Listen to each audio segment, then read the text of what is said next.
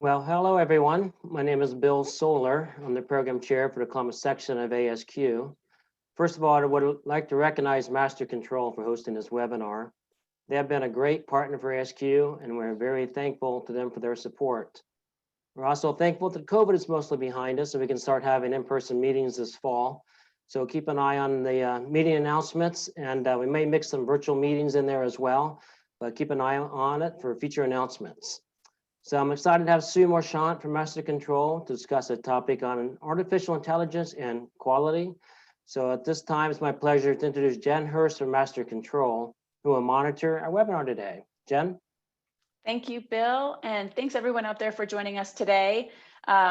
We are really happy to have you here, and thanks so much to ASQ Columbus and Bill for inviting us to present. So as a little present prize reward today, we're going to be giving away a pair of AirPods. All you need to do is use your phone to scan that QR code on your screen. We'll leave that up here for a couple minutes. And it'll take you to a form. Just fill out that form, and that's as easy as that. You're registered to win. We'll be following up with the winner in a couple of days after the session. Additionally, let me just go through a couple housekeeping items before we get started. At the bottom of your screen, there's a Q&A icon. Go ahead and use that if you want to ask questions during the presentation. We will be addressing those at the end, but you can type your question in anytime. There's also a chat function at the bottom. Should you have any technical difficulties, message us there in the chat, and then we'll work on our end to get find a resolution to the problem. Okay, so at this time, I'm going to turn it over to Sue. Sue is our Senior Director of Product Management. She oversees all of the new work that Master Control is doing with respect to artificial intelligence, analytics, machine learning, reporting, and she's going to talk to us today how some of the new analytics tools that are available are going to have really positive benefits for the quality professional. So, Sue? Go ahead. All right, thank you, Jen. I'll move past that really old picture and to start sharing with you a little bit about what we're going to talk about today. We're at a really exciting time, I think for quality and for AI and analytics, and where those meet is going to be really interesting.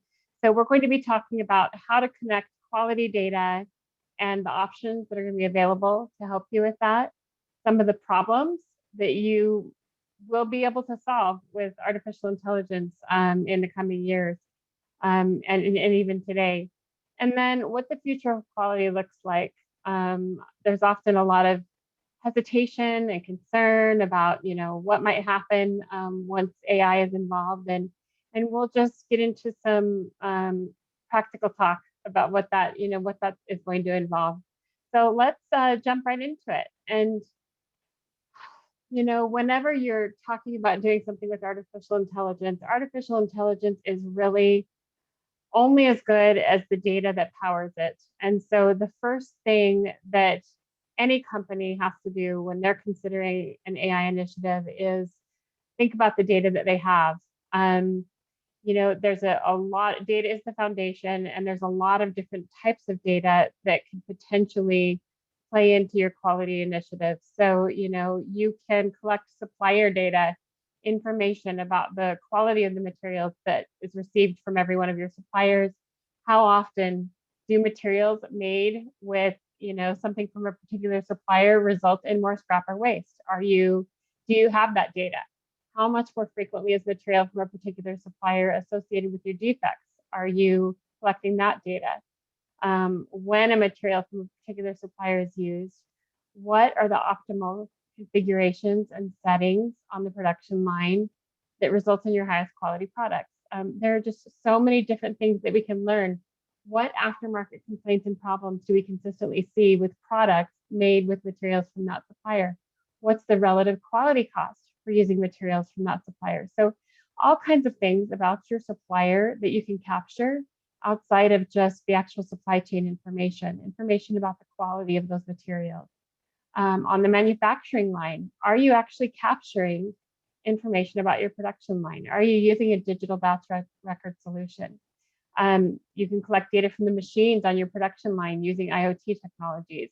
You can, as I just alluded to, use digital batch record technologies that allow you to capture information about every single step of your manufacturing process. You can understand when the batch kicks off, what each operator did at each step along the way, what the settings were, digital signatures and timestamp, information about exactly what occurred, the slack time between your steps, common errors, and overrides, information about test results that were slightly out of range and what that's correlated with, information about when the line has gone down for various reasons, and so much more. So the more information you can collect about your manufacturing process, the better off you're going to be. That's going to be additional inputs that will help you to arrive at other conclusions later, and we'll talk about that. So, some of the data about your manufacturing line, you can utilize that to optimize the line, to identify where you have inefficiencies, to identify where you have recurring problems, to identify who is the best set of operators working in various positions, what's the optimal team configuration that results in either the highest quality or the highest yield or a combination of those factors. You can identify when certain test result values result in defects where maybe you didn't know there was a correlation before, or when they result in more waste. You can improve the accuracy and speed of your batch record review from days to hours. You can understand where deviations from process are tending to occur and why, and understand all of those biggest quality risks and issues. And more importantly, for the CAPA process, you want to understand where your recurring issues and problems are. Where are you running into the problems on the line that are typically resulting in deviations, defects, and quality issues? So supplier data, manufacturing data, quality data, and quality event data, you want to capture as much of that as you can. For example, you want to have information about when deviations occurred and what contributed to them, which operator, what SOP was utilized, was there a training issue, was it an issue with the material, with the machine, what was involved in that deviation, how often are we deviating from process, and what's the impact? How often do we see non-conforming materials, and what are the contributing factors there? Are there patterns and trends that we can identify that are contributing to these things occurring or to the risk of things occurring? You also want to begin collecting post-market data like complaints and adverse event information. You want to be able to understand things like how often materials or products created using a particular material from a particular supplier, or products produced on a particular line using a particular machine, when does that result in consumer complaints? When is product quality lower? When do we see more issues? And as we're thinking about CAPAs, we want to be able to monitor all incoming complaints, not just those that you have to escalate and investigate, for emerging trends, symptoms, and issues. You want to be able to automatically assess all of those complaints for problematic issues that we need to not only investigate, but use to inform our actual product quality and product design. And you want to be able to automatically assess all of that using NLP and analytics. With NLP and analytics, you can perform that automatic assessment to identify emerging trends or anomalies early so you can take action. We'll be talking a little bit more about what that looks like. But you really want to know if things are occurring in your complaint data that represent risk that you may not recognize when you're just evaluating a single complaint. So things like, is something occurring in my complaint data that represents a consumer or patient danger or risk, whether it's a trend or not? Being able to look at that across all of the complaints that have come in. Is something occurring that I thought maybe was a minor one-off, but actually is representing the beginning of a trend that I want to catch early and intervene with? Is something occurring in my complaint data that represents that my product, medical device, or pharmaceutical isn't working as intended? And is there anything that could represent a risk to my company? Are there any extremely upset customers that I should be aware of? If I'm evaluating all of my complaint data and not just the complaints that I'm investigating, that I already have made a judgment about if it's important enough to escalate, then I can understand those kinds of issues. So lots of different types of data that we can utilize. And then let's talk about the next step, where to find that data. Obviously, throughout your QMS system, There's data throughout the entire system. There's data from training, whether you're using one solution or a platform of solutions. There's data from your training solution, from your document management solution, from your quality event system, from your design history modules, your bill of materials, your digital batch record solution. That is a wealth of data, particularly, as we'll talk about in a little bit, if you can correlate it together. Is your concept of a product the same when you talk about it in your quality event system as it is in your training system and on your manufacturing line, so that you can tie those things together when you're doing your analysis and understand, when we had this complaint about this product, it resulted from this operator working on the manufacturing line who was trained on this SOP. And every time somebody was trained on that SOP, we're seeing all of these problems. If you have that kind of those common data constructs that can help you do that type of analysis, then you're much better off. So information from your QMS, information from your ERP system, if you can also tie that data in. So information about all of your business resources, your cash, your raw materials, your production capacity, the status of your business commitments, having all of that information available can help you to understand the cost of quality, the cost of deviations, the cost of complaints, and issues that you're evaluating for CAPA. And once you can quantify that, you also can quantify the value that you're contributing to your organization in a language that executives can understand. So, it becomes a different conversation sometimes. If you can say, I can save us this much money if we can reduce our deviations by this percentage, or this is what we have saved the organization this year by, decreasing the number of deviations that are occurring. So being able to tie that financial data together and that costing data together with your quality data can be very powerful. You also want information from your MES, like resource scheduling, production analysis and downtime management for OEE, materials information. If you are able to pull that in as well, the more data that you have together and can analyze together, the better off you're going to be. It's knowledge is power, and knowledge that is organized well and surfaced in a way that people can understand is even more powerful. And we'll talk about that some more too. But you may even want to evaluate information directly from your CRM or your contact center. I, prior to coming to Master Control, was in charge of artificial intelligence initiatives at NICE, which was a contact center technology company. And some of the initiatives we did had to do with analyzing every single call that came in, and of course, transcribing all of those calls in real time and evaluating them to find where customers were angry, where they were upset, what their common complaints and issues were, escalating the things that were important. And there's a lot of power in that. If we think about being able to evaluate not just the complaints that are sent to us for investigation, but being able to evaluate all of it using those technologies, that becomes a way to impact quality, proactively by identifying common issues and problems that we can address. And it's not listed here, but you also can collect a lot of interesting data through IoT or Internet of Things, all of those devices that are used along the manufacturing line to collect information from equipment and machines. We also know that medical devices, there's going to be more and more software devices that are medical devices. And we have a customer, Cochlear, that's pretty interesting. They essentially have a medical device that's a software device. There's an app on their phone and a data layer. And they're trying to make the product more intelligent so that they learn about their product when it's live and implanted into people.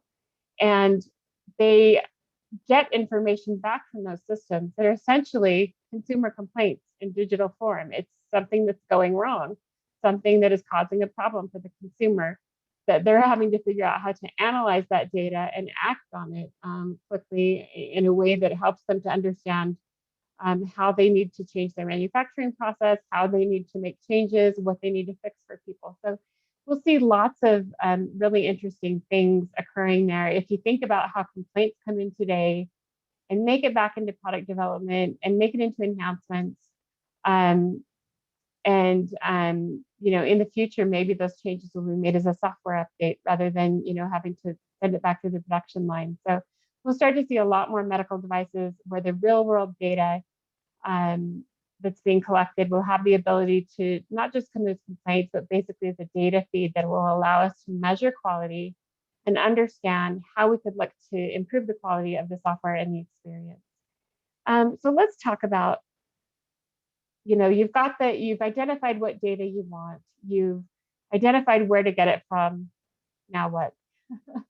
What do? You you have these data sources, but they exist in silos. Maybe you export data from each system into Excel, and then you're struggling to figure out how you make that into something you can get business value from, how you make that into something understandable for your people.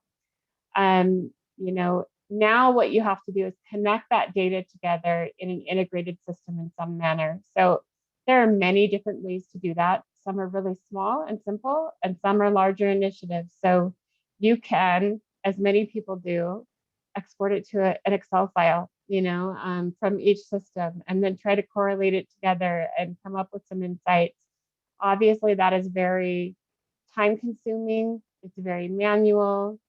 It's very error prone. Often you are taking things out of just different systems and making assumptions about the relationship between them that aren't accurate. So you're assuming that something that a date and time or a quantity or a measure in one system is going to match up with what's coming out of another system. And so the more that you're doing things manually without modeling that data, the more room for error you introduce, and your analysis becomes increasingly, more inaccurate. It's better than no analysis. It gives you something, and so we do what we can with what we have. But really, you want to progress in sophistication there. So perhaps, you're going to have a unified data lake and a business intelligence tool that is going to collect information from across your product lifecycle all into one area.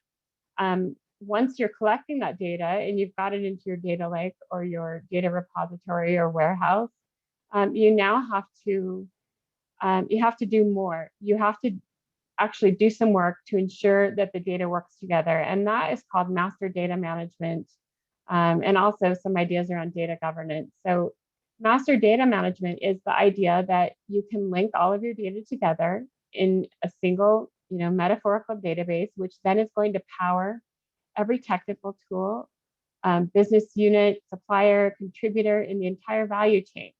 So there needs to be a fluid movement of data through your system. And when your organization participates in master data management, they're ensuring the uniformity and the accuracy and the stewardship and accountability for the company's data. It's funny, often we have, people in our organization who are in charge of putting asset tags on laptops and making sure that that company asset is accounted for.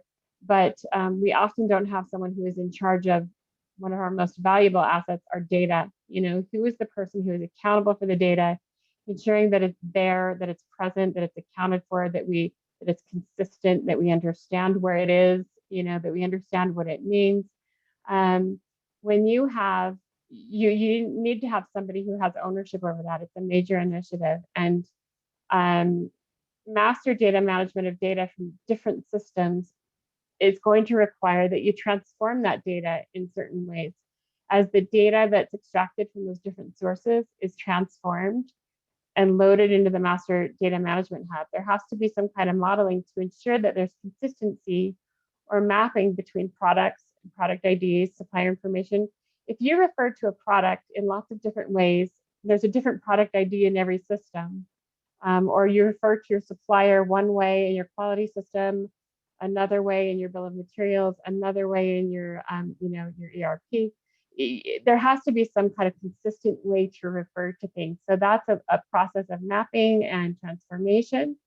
And then you also need data governance. In analytics and AI, if you get dirty data in, you're going to get dirty data out.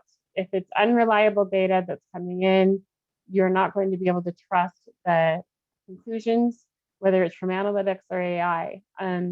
Data governance sets and enforces quality standards for data so that you can trust the accuracy of the metrics and insights provided by analytics and AI. And so master data management, that idea of modeling things together so that you understand what your data means across systems, and data governance are absolutely essential foundational pillars for analytics, reporting, AI, machine learning, any kind of digital initiative where you're hoping to get value from your data.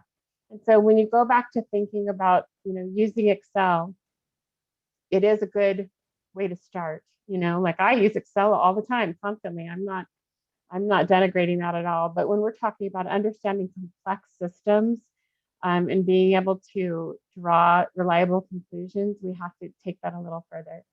So, now you're collecting and connecting the data, you're organizing it, quality checking it, and integrating it. At Master Control, that's actually part of what I'm working on today. We're doing this work for our customers with our new Insights initiative, where we're collecting that data from across all of our different solutions, from design to bill of materials to supplier quality, digital batch records, quality data, quality event data, post-market. We're taking all of that, we're gathering it, connecting it, modeling it, integrating it. Then we're analyzing and interpreting the data. And that's the next step for everyone. Once you have all of that data, you understand what it means, it's collected into a central place, you've got it organized and modeled, then you want to actually analyze it. And I think for many people, and Master Control included, the default for a long time was to provide a report that was a long, tabular list of rows of data, and when you hand somebody a report like that, it's really hard for them to draw a conclusion. They might like a total line, but if they're not looking at some kind of summary at the end, they're having to read through the entire report, look at every row of data, try to absorb what that means, and try to draw some kind of conclusion from it. It's really difficult. It's really hard to hand someone that kind of a report and have them understand what's really occurring. And so you have to, when you want meaningful analytics, you have to really think about what are you trying to, what is the purpose of that report?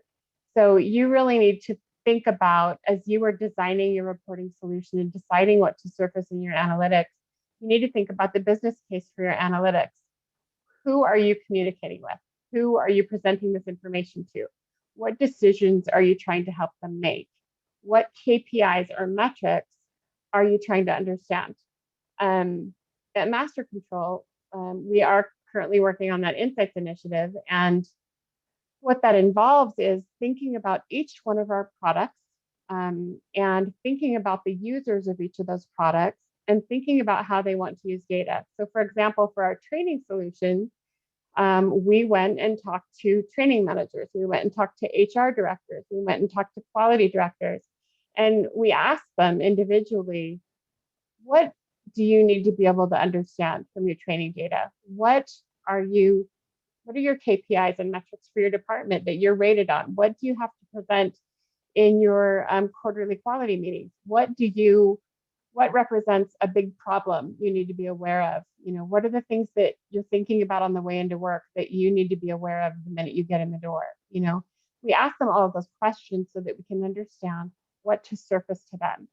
And then as we design our dashboards, we make sure that there are visualizations that help them with each of those concerns. And so as you create, that's just an example to help you understand that as you create analytics, visualizations, reporting from your quality data, this is really just about communicating to your audience. What do you want to help them understand?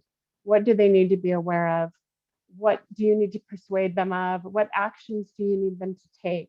What is that business case? And you start there. And of course, you don't have to have 17 dashboards with 5 visualizations on every dashboard. You need to think about what are the most critical business cases for you and design your visualizations for that. So through that analysis and interpretation, you then are going to obviously be surfacing issues, risks, and opportunities.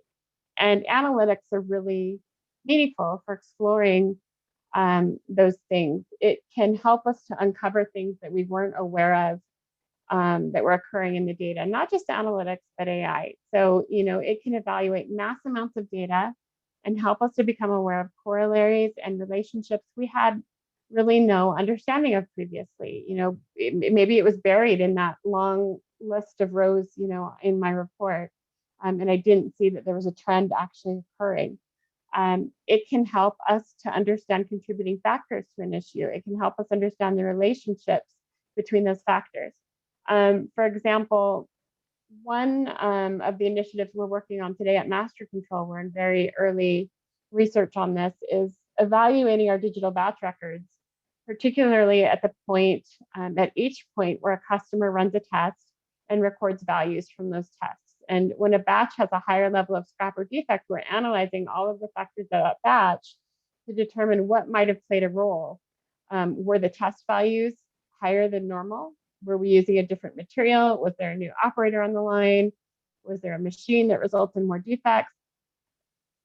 To the human eye, it's hard to really look at, lots of different batch records and draw those correlations. But with machine learning models, it can help us to identify those relationships and connections so that we can actually take action.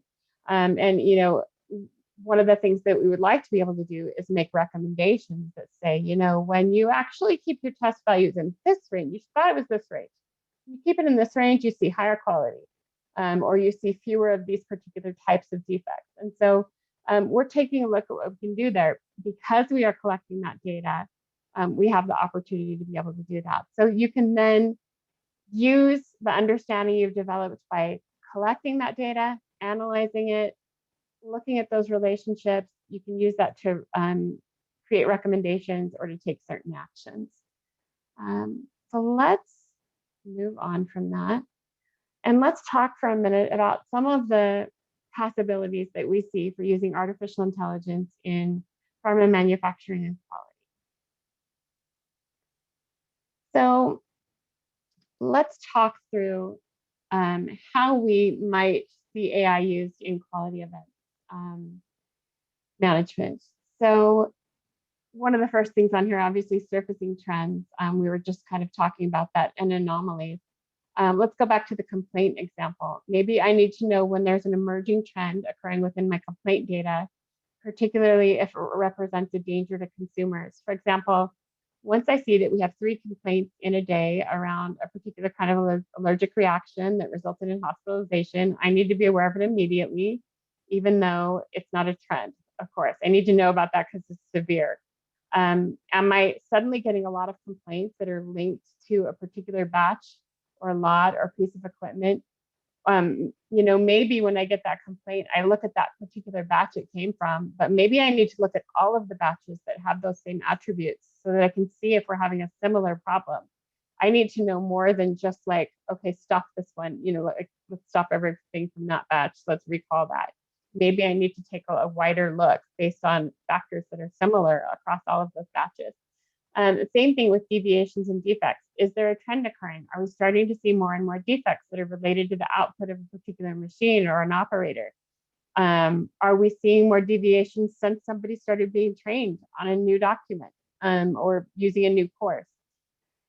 Looking at trends and anomalies can help us to identify danger and risk, particularly when we enrich them with data and information about prior events. When similar events have occurred in the past, what was the result? Did we see product quality issues? Did we see consumer complaints? Did we see recalls? You may want to know things like product defects, what site they were associated with. Is there a peak of defects at one location compared to another? Are you seeing increases in defects over time or improvement? What kinds of issues are coming up over and over again? Looking across all of the complaint data and not just those we believe are important can help us to get this holistic understanding. When I worked for a text analytics company called Intensity several years ago, we did natural language processing over all of their consumer complaints. And at the time, it was actually, handwritten complaint cards. There was some email. There was a lot of also, calls that were coming into contact centers. And by evaluating all of that information as quickly as possible on a daily basis, we were able to identify that there were a few customers who had seen sparking in their dishwasher. And since we were able to see that there was a trend beginning to occur, we were able to help them identify the issue. A recall, was put into place, and before any consumer could really be harmed. And they discovered that it would have started fires, and lots of really terrible things could have occurred. But we were able to help them prevent that from happening because we were able to evaluate those things early. And similar things, of course, in the life sciences realm, that could be even more critical. Assessing CAPA risk. There are a lot of things that we can do to either automatically assess risk or help provide information for the risk escalation decision. One of the things that we would really like to do at Master Control is provide something that we're kind of internally calling our CAPA detective feature, where when you launch a CAPA, it will automatically provide you with information to help you in your investigation. So have similar things like this occurred before, providing you with the information about the possible past events, giving you information about things that were involved when a similar deviation or nonconformance occurred, providing contextual information about the product. Are there other complaints on products from the same batch? Information about the product provenance, information that normally you're going to have to go track down and find. Now the goal is, at the time of CAPA escalation, to give you the information that you need to make that decision. And once we have studied that data enough, and once that data has gone through machine learning models and become more, and once we've collected enough of it and is more and more reliable over time, being able to really recommend when you escalate it to a CAPA, give you a recommendation about whether or not this is something that should be escalated, suggest preventative actions, catch recurrence of prior events, identify product quality issues, and identify future risk. And so, today we often look at complaints from is this important enough for CAPA? Have I done my due diligence? Have I filed the right paperwork around this complaint? Have I done my investigation from that regulatory perspective and not through a product quality improvement lens all the time? So we can actually evaluate complaint data and provide information that helps to improve those life-saving products and devices. What were the top complaint topics for each of my products? Even if they're not things I have to investigate, just what were they? For example, if we're suddenly getting a lot of complaints that our Band-Aids aren't sticking, we want to make sure we're surfacing that information to someone. What are the top complaints for each facility? Is there a trend of certain kinds of complaints related to a particular product or machine or ingredient or material or supplier? So lots of things we can do with quality events. Risk management. There's a lot that we're going to be able to begin to do to assess risk that's not based on responding to an event. And, necessarily in quality, we often have to be very reactive. We'll look at where, when an event occurs, we respond to it and we try to mitigate it. In the future, we really want to look at where risk is introduced along the product life cycle. Today, most of us have to approach this in a way that's either very, very manual or exclusively retrospective. So if you look at, FMEA, failure mode and effects analysis, as many of you know, probably better than I do, it's a ladder for assessing risk. Here's what we're thinking about doing, and here's the risk. Then you move to the design phase. Here's our design. Here are the risks of that design. You move to a prototype and you assess the risk again based on the choices you've made. We have a new drug, we think it will be a breakthrough, but it has a new ingredient that hasn't been tested, and we think the risk will be 1, 2, or 3. You continue assessing risk all the way through to manufacturing. You end up with known risks based on the choices that you made. You then continually assess risk as you operate. We deviated from our original spec in these batches in the following ways, and that presents this risk. We used a substitute material in these lots, and that presents this risk. On this day, the temperature was 3 degrees off, and that presents this risk. We often are not really adding up all of that risk and evaluating that. There aren't good ways to really extract all of that and to look at it. For example, like, how did we increase or decrease level of risk during the go-to-market process? A risk that we thought was acceptable back on rung 1 of the ladder may no longer be acceptable after we've made all of these other compounding decisions.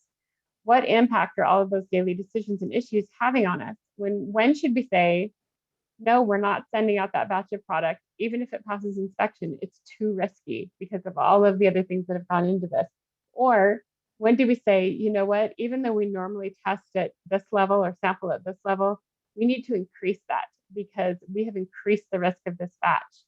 How is the risk that we took at one level impacting things at another level? That kind of back and forth view with any level of real-time correlation, being able to look at that in the moment, that's hard. That's really difficult to do. And that's something that we think the industry is going to begin analyzing using data and AI. Where is risk introduced? At what point do the risks add up and tip the scale? At what point are you kind of engaging in dangerous behavior unknowingly? Those are the kinds of things that we're going to see quality management systems begin to be able to assess as we begin collecting more and more data for the full product lifecycle from design through to post-market. When a complaint is escalated to CAPA, the complaint is reviewed and then manually investigated to find out what happened, when it occurred, where it occurred, why, how, who, the impact. At some point, we'd like to retrieve appropriate information for the investigation to make that easier, along with the analysis, as we kind of talked about. But we can use that same data to begin identifying not just what already went wrong, but what might go wrong in the future. What is the likelihood based on these factors of something going wrong? Where do we have the highest risk and what are those risk triggers? Too much of quality's job is about risk mitigation, but it's very passive risk mitigation where you put all of these things into place and you let them run and you don't find out if you've made a horrible mistake until it's way too late. And everything afterward is about how fast you can remediate that and identify root cause and change. So that root cause analysis change management portion is still incredibly valuable, but we also need to figure out how to do more things that are preventative, how to prevent it from happening. So we're spending time building great products instead of figuring out what went wrong. How did that issue with that machine that contributed to a faulty component that caused a massive recall? How did that go undetected for 3 years? We've had customers who have gone through things like that where, something has been not operating optimally for a long period of time, but it wasn't detected until there was some kind of a recall event. And so the more data that we can collect and analyze, the more we're going to be able to understand what is contributing to our risk and what we ought to be monitoring and evaluating. When you get asked a question about what's going on with your product quality, you look back and you say, well, at what stage was this introduced? Was this problem introduced? Where did it go wrong? Where did it start going wrong? It could be a trended thing where it was a little bit off, at the beginning and it kept getting exponentially worse through the process. We want to begin providing a spectrum view of product quality from concept through to commercialization. And right now, only the largest companies in the world with huge teams, lots and lots of resources, they're the only ones who get that kind of a view. And they do it through their in-house data teams and IT teams. They take all of that data out of the system. They're able to create a view through that and keep it fresh and relevant. But most companies don't have those resources. And we think that is something that quality management systems should begin to do for their customers. And so that's an area that we're going into. Let's talk about manufacturing as well. So obviously, so many things that we can do with the data from the digital batch record solutions. We can optimize manufacturing lines for efficiency, yield, and quality. I've kind of talked about that a little bit already. Being able to, if you're collecting the data about each step and the operators at each step and what they're doing and when they're doing it and what the results of those steps were, then you can really begin to do some interesting analysis. You can predict the best ranges for optimal quality. We all believe we know what the range should be, but as we collect data, we can learn more, about how those things are actually operating in the real world, in the environments that we have, with the materials we have, with the machines and operators we have. So we can begin to really hone in on what is an acceptable result. What is it, and what is the impact of an unacceptable result outside of the range or slightly outside of the range. So that we also can begin catching problems before they occur and recommending solutions.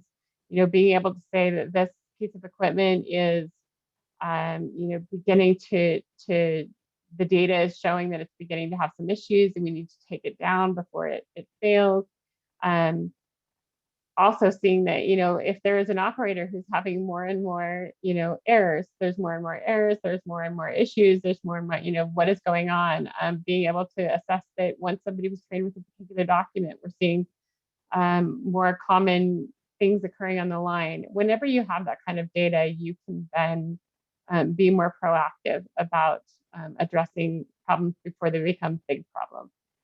Recommending where to test more thoroughly, as we were just talking about, being able to understand that in the past, when things like this have occurred, when we've had these test results, or we've had this set of factors together, this ingredient from this material with this test result, we ended up with a certain kind of defect, we need to test that batch more thoroughly. And we need to be informed of that in the moment. We don't need to be informed of that 4 days later. We need to have actionable information that we can react to, and predictive maintenance that I was just kind of talking about.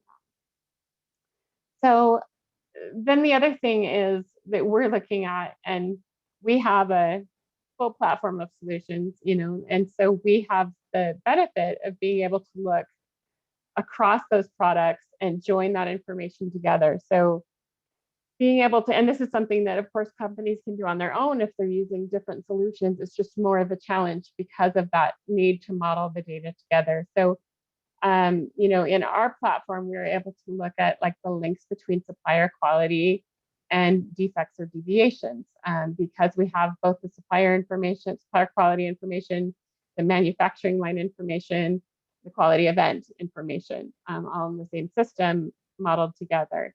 You can look at the links between complaints and attributes of the batches that were related to those complaints.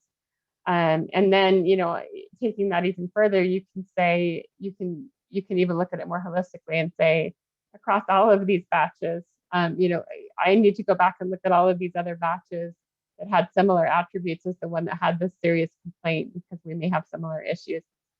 Links between training and deviations, defects, links between higher yield, better quality, and attributes of the line or the batch. So recommending optimal ranges to avoid deviations and defects, and then finding golden batch attributes. So when I had my batches with the highest quality, highest yields, what were the attributes of that batch? And how do we replicate that? Not only what were the attributes of that batch, what were the, but what contributed to it? How were people trained? Who was on the line? Who trained them? All of these things that we can begin to understand.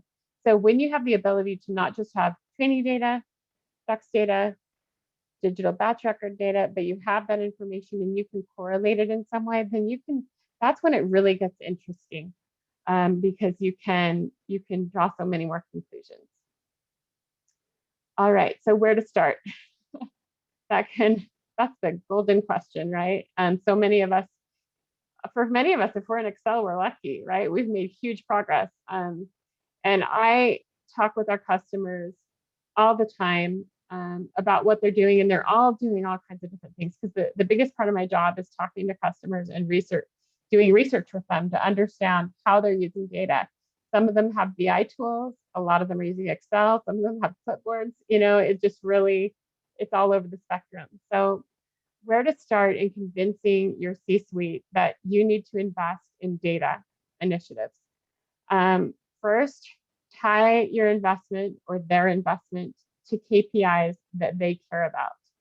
So it's great that if you have a pet project you're really excited about and you know is going to improve the quality, but find a way to present it in a way that will be compelling to them. How does it advance their goals? So if you're talking to the CFO, how is it going to improve revenue? If you're talking to the COO, how is it going to improve a metric that he cares about?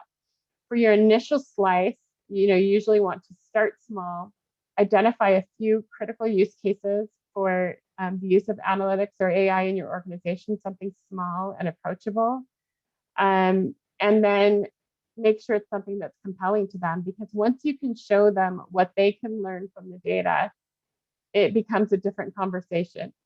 At Master Control, actually, we have created dashboards for quality that are designed for executives. And when we first started doing that, there were people in our organization who said, that's not who our users are. Why are you creating that dashboard? I said, that is who we want to convince of the value and ROI of quality, so that they will invest in their quality department. They have to understand the value that people in quality are bringing to the organization. So as you're going about your own initiative, it's the same thing. Convince them of how it is compelling to them. And you want to lay that foundation for AI that will add value. So starting small, collecting all of that data, or some of the data, some thin slice of data, even just saying, if you can identify a few metrics that you could begin to capture that would provide business value for your organization, think about that.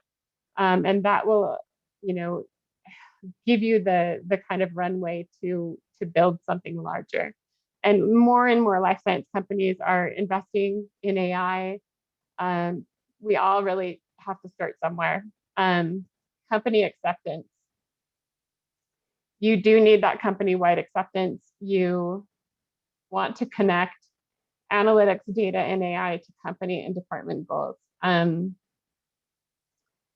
You need to make it something that people understand will help to improve their working lives. So when I talk to customers about dashboards and data, sometimes they're like, I don't really care, like I've got things to do. And once they see that, this dashboard will make your life easier. It's going to show you what you need to do. It's going to point out to you where you're in trouble and need to take quick action.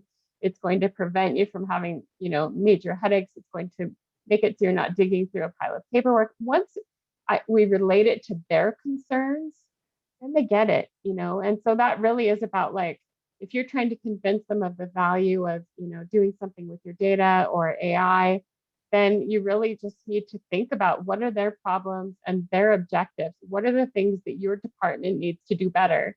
And how can analytics and AI help you with that? So think about your biggest problems. What's the biggest problem in my department? What's the KPI that we just never seem to be able to achieve? You can use data to help you get there. Communicate that AI will not replace employees. It's not going to replace employees. I work with AI. We're not there yet. And honestly, AI and analytics, which, are different things. Analytics is surfacing the information from the data. AI is using machine learning models and natural language processing to analyze all of that data and draw conclusions from it, be able to interpret, recommend, suggest, cluster, lots of different things there. But right now, the role of AI in quality is to provide you with information and to provide you with opportunities to take action, but it still requires human intervention. So, as we're looking at CAPA features where we are thinking about providing you with information for your investigation so that you can take action, or providing you with a recommendation, that still needs human oversight. What it will do is take away a lot of the terrible, shuffling through paperwork, the grunt work, just a lot of the very manual parts of the investigation that you have to participate in. So once they understand, once they work with some of these tools, they will realize, yeah, you still need me, because I'm still a critical part of this process. It's just going to make me more empowered and able to do my job. And then, of course, show the ROI. Once people understand what this will help them to be able to do and how it will help them to perform better, how it will help them to be more successful, then people are much more accepting of AI and analytics. So start small, scale big. I talked about this just a little bit before, but determine what success for you looks like. It's not going to be, you can't boil the ocean. It's not going to be everything at once. Pick a smaller project that you think you can be successful in. Pick one insight that you would like to get to. Pick something that you would like to understand. I want to understand what is the root cause between most of my deviations. Like start with something achievable where you can begin pulling that information and really understanding it and finding something that you can take action on as a result of it. And then as you have success with those smaller initiatives, and as people are, oh, wow, amazing, you can use that to begin building their trust in that data and it goes from something optional to something they rely on and expect and want to see more of, and you create kind of that ongoing roadmap for that. So practical steps. We talked about it all through the presentation, but first you've got to be recording and capturing the data. If it's not digital in some way, if you're not capturing it somewhere, you're not going to get very far, right? Or it'll be a very terrible manual process where you're typing things into Excel, So record that information in some way, gather it together in one common place, whether that is an Excel spreadsheet, whether that is a data warehouse, whatever that is, pull it together, all of the data that you think you want to analyze in that slice that you're building, integrate it, make sure that you're using the same time zone for all of your data timestamps.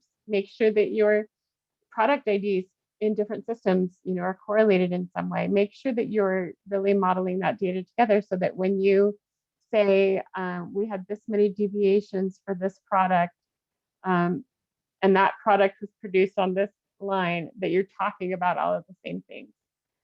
Connect and relate that data together. That's kind of that same process of connecting that data. And then doing your analysis and interpretation. What are the, not just like, here's my long list of everything that occurred. Please go read through this 30-page report. But here's what you should learn from that. Here's the insight I want you to take away. Here's a visual. Here's a chart that shows the trend. Here's the cluster of common themes from the complaints. Whatever that is that you're trying to show, make sure that you are surfacing the actual insight that you want them to get to, not just saying, here's a bunch of data. I hope you like it. Here's data and here's the insight that you should draw from that, because I understand you as a user and I know what's important to you. And so here is the takeaway that we want you to have. Either, we launched this many documents and we only completed this many, and it's going like this. We want you to see that big X. So make sure that you're doing that analysis and interpretation, surfacing those insights. And then you can get to where you actually are doing things predictively. If it continues on this trend, the forecasting, if it continues on this trend, here's what we're going to see. But then also things like when if we keep seeing batches with these particular types of test results, we can expect more and more deviations of a particular type. So more and more things that we can do predictively. Okay. So there is, oh gosh, I'm running out of time, sorry. With AI, I'm just going to read you this quote. With AI capabilities increasingly embedded in enterprise software and an abundance of cloud-based offerings and tools that accelerate AI development, the company no longer needs as many heavy-duty specialists to get started. And that's from Deloitte, and that is true. I believe you're going to see, just from what I'm doing at Master Control and what we know most companies are doing, you're going to see more and more of these kinds of capabilities embedded in your different systems, whether it's your QMS, whether it's your MES, but your QMS system, you should see a roadmap for these kinds of initiatives, because most companies are not going to have the ability to, form massive data teams. It's really hard to hire data engineers, let me tell you. So you should expect to see these kinds of capabilities in the future becoming more and more available to you. And with that, I haven't left much time, but we're going to pause for questions, I think. Jennifer? All right. Well, thank you, Sue. That was great. I hope everybody out there was able to glean some information that you'll be able to use, whether you're going back to your corporations and trying to convince your C-suite that this is a direction that you should go, or even just, which data you want to start collecting. So we have 2 questions that have come in so far. Please go ahead and put your questions in the Q&A if you have some. The second question that came in really relates to what you were speaking to there at the end, Sue, with respect to not needing to have a big data team, really mapping to your company goals, and also starting small and scaling big. So do you see the level of detail you are covering today being scaled back for small run or boutique/special order operations versus the process that runs day in and day out? I think it's going to depend on the systems you're using. I know that, people who use our MX product, for example, they have custom batch records, and they use different kinds of batch records for every type of run that they have, for different products. And so there are going to be different steps and different results and different data collected from each of those different types of runs. And so what we're trying to do is create the concept of common constructs that should exist in every type of a run, so that we can understand some minimal pieces of data. You may not be able to always understand it at the same level of detail if it's truly custom every time, but there should be common pieces, that you'll be able to understand. For example, if you always have the same set of operators, and whenever a certain operator is on the line, you always see more defects. That's a very simple example, but that's data that you can pull no matter what kind of a run you're doing. So we do believe, and we do have some customers who are contract manufacturers, or who are doing things that are more like that. And we are working with them to understand more about, how we need to kind of specialize there, or adjust to make sure that it's valuable for them. Awesome. Thanks, Sue. So here's another one. Have you generated any analytics that have been reviewed by regulatory agencies such as the FDA, EMEA, or others? Could this type of information be used to supplement an annual product review process? Yeah, so that's an interesting question. The FDA is one of our customers, actually. And while the analytics that we have not been reviewed by the FDA, they're going to be participating in the future in utilizing some of those analytic things. But we definitely see this as data that would be used for those quarterly management review meetings, for annual product review meetings, being able to just actually, rather than just have that information available annually, to be able to have it available all the time in real time, so that people can go in and look at those metrics and KPIs, rather than having it be something that's only available, on a very periodic basis, so that everyone's always operating with really dated information. So we want this data to be accurate, validated, appropriate to use as your single source of truth, so that you can use it for really anything. Awesome. Okay, and then one of our attendees submitted a question. They're asking if you have recommendations for good resources that employees could use to learn more about utilizing AI, and specifically how they might be able to use it in their role. Yeah, I always recommend that people start kind of at the beginning. There are first get them a little bit familiar and comfortable with data before jumping to, straight to AI. Get them comfortable with using analytics and common analytic concepts. So there are things like Pluralsight, Udemy, Coursera, that all have a lot of good data analytics. Often you want to look for things that are like analytics for the business user, because that's teaching them how to utilize the tools from a business context, so that they're able to interact with and utilize the data once they feel comfortable with that. Because you want to terrify people, right? You want to give them a little a ramp. Once they're comfortable with that, there are also many courses that are like Introduction to Machine Learning, or Machine Learning for Business Users. so that they understand the applications. First thing, you want them to understand how to use the microwave before you teach them to make a microwave. And so teach them what AI is and how to use it before you try to teach them how to make a machine learning model. Those are two very different types of courses. That's great, thank you. And I think we have one more question. Please, if you have a question, go ahead and throw that in the Q&A box right now. But someone asked if there are good software solutions to help with data collection. Are there good software solutions out there to help with data collection? Well, there's master control. Sorry, that's my marketing answer. I mean, I think there are all kinds. There are so many. It really depends on your data and you know what kind of systems you have. Like most of your vendors and partners will have connectors to certain types of solutions and data warehouses. So it's the answer is yes.